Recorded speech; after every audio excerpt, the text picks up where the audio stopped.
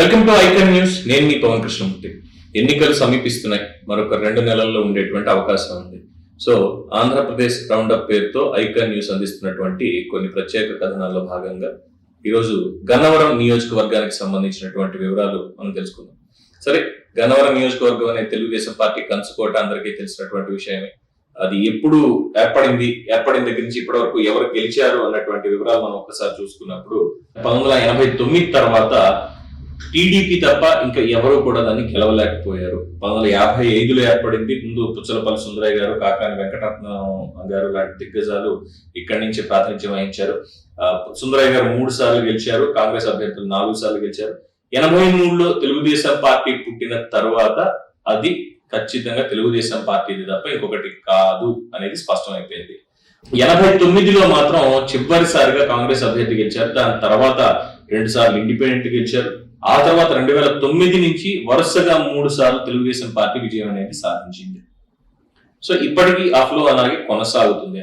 అయితే 2 సార్లు 2014, 2019 ఎన్నికల్లో తెలుగుదేశం పార్టీ తరఫున వల్లభనేని వంశీ అక్కడి నుంచి పోటీ చేశారు. ప్రత్యర్థిగా యాలగడ్డ వెంకటరావు గారు ఇంకొకళ్ళు ఉన్నారు.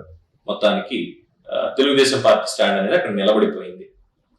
ఎప్పుడైతే 2019లో గెలిచిన తర్వాత తెలుగుదేశం పార్టీ ఓడిన తర్వాత వల్లభనేని వంశీ రాజకీయాలు ఎలాగైనా చేసుకోవాలన్న ఉద్దేశంతో, లేదంటే ఆయన మీద ఒత్తిడి ఇంకోటో తెలియదు, మరి ప్రలోభాలకి లొంగు వైఎస్ఆర్సీపీలో చేరిపోయారు. జగన్మోహన్ రెడ్డి గారికి మద్దతుగా నిలబడ్డారు. దాన్ని వైఎస్ఆర్సీపీలో ఉన్నటువంటి నేతలు జీర్ణించుకోలేకపోయారు. అప్పటి వరకు కష్టపడి పనిచేసి ఓటమి చెందినా సరే నియోజకవర్గం మొత్తంలో వైఎస్ఆర్సీపీ నిలబెట్టినటువంటి నేతలు జీర్ణించుకోలేకపోయారు. యాలగడ్డ వెంకటరావు గారు కావచ్చు, దుట్టా రామచంద్రరావు గారు కావచ్చు. సో వంశీకి వ్యతిరేకంగానే ఉన్నారు. జగన్మోహన్ రెడ్డి గారి దగ్గరికి పంచాయతీ వెళ్ళింది. ఇవన్నీ కూడా గతంలో చూసాం. వంశీ పనితీరు ఎలా ఉండింది ఏంటి, ఒక ఎమ్మెల్యేగా నియోజకవర్గానికి అసలు ఏం పని చేశాడు ఇప్పటి వరకు?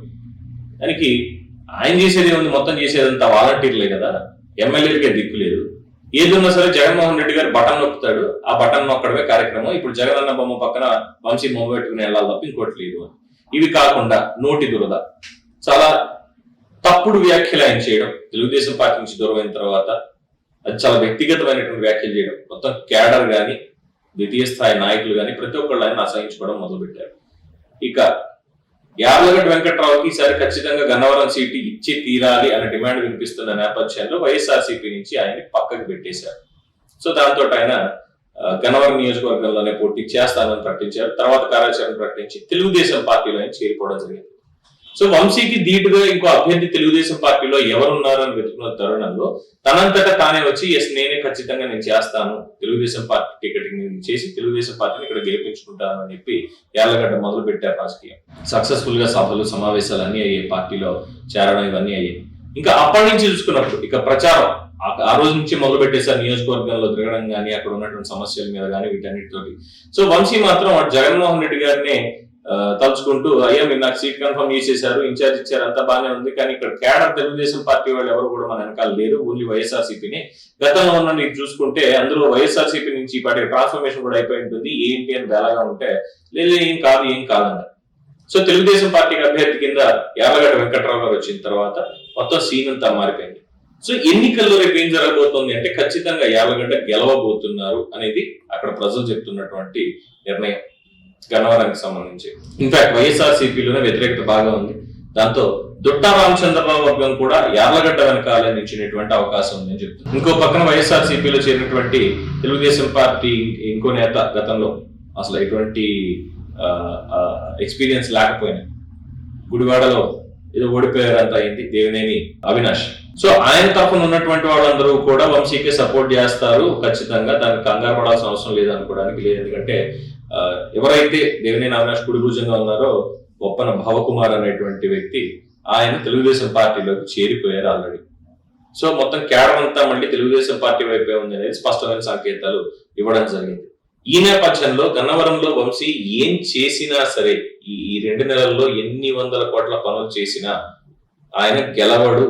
ఖచ్చితంగా యార్లగడ్డ వెంకటరావు గారు అక్కడ గెలుస్తున్నారు అనేటువంటిది సర్వే రిపోర్ట్స్ యొక్క సారాంశం.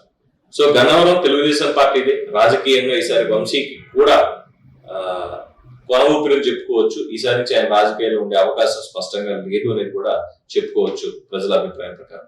సో మీరేమంటారు, గన్నవరంలో తెలుగుదేశం పార్టీ తరఫున యాలగడ్డ వెంకట్రావు గారి హవా కొనసాగుతుందా లేదా వంశీ మళ్ళీ వచ్చే అవకాశాలు ఉన్నాయా అనేది మీకు మీ అభిప్రాయాన్ని కామెంట్స్ రూపంలో తెలియజేయండి. చూస్తూనే ఉండండి ఐకాన్ న్యూస్. నేను మీ పవన్ కృష్ణ.